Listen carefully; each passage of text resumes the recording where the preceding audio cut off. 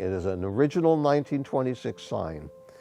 And what makes it so special is that there's no neon on that sign. It is all incandescent light bulbs. We're very, very much a part of the culture of Oakland.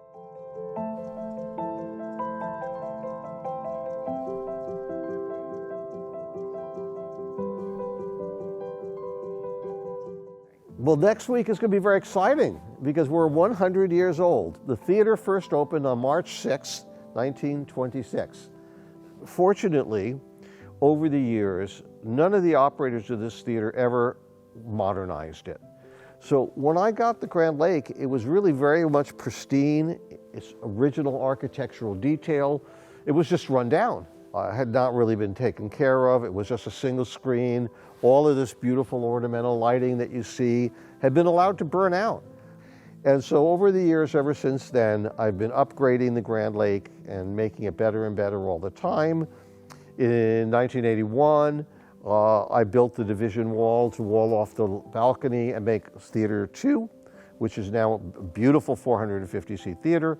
And then a few years later, in 1985, I built from scratch in what was previous rental storefronts, Theaters 3 and 4. It was the first time since the early 30s that anyone had built theaters with full ornamental interiors. So Theater 3 is an Egyptian courtyard with twinkling stars up above, and Theater 4 is a Moorish palace. They're beautiful theaters, great presentation. It's been a joy to operate this theater. I read somewhere that you are one of the last theaters to have a dedicated team of projectionists. When I started out in the theater business, almost all the theaters had union projectionists in them. Over the years, the big theater circuits were able to go non-union and break their contracts and hire people who weren't qualified to operate the equipment.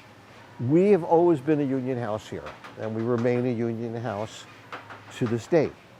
So very much a presentation house, and we really proudly host a lot of special events for local filmmakers and premieres and community events as well. So today, when you go to almost any multiplex theater, it's not the same experience. I think things are too modern, but I guess I'm old school. I won't own an iPhone. I use a flip phone because I need to be able to get phone calls, but I don't want an iPhone. Okay, Fantasia and Snow White, Mr. Filmbuyer, please. Okay, though, probably another call trying to come through. We have still, even in this digital age, we can still project film in either 35 millimeter or 70 millimeter in theaters 1, 2, and 3.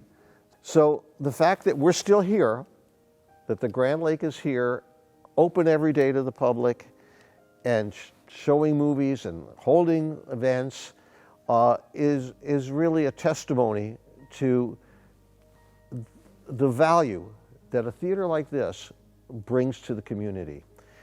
So theaters are wonderful. Old buildings like this are wonderful. They're worth saving, and they won't survive if the public doesn't attend them and support the ongoing life of a 100-year-old building like the Grand Lake.